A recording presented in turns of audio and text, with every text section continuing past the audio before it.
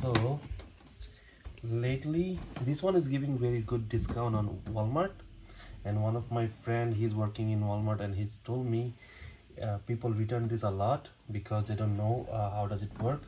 So if you put a connection and you try to turn it on, it will not turn on.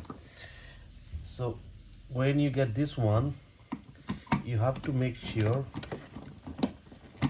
it's click.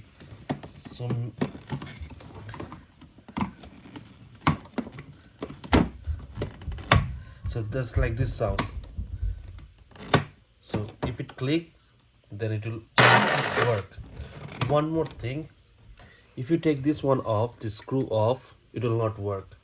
So we tried it like without the screw, it doesn't work. So it has to be there, and don't open it and try to make it a lock.